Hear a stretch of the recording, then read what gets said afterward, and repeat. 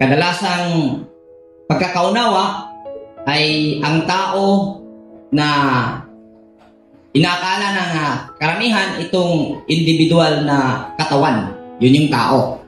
Ngunit dito sa Torah community, para sa kaalaman ng lahat, ang tao ay ang conscious, yung kamalayan, awareness.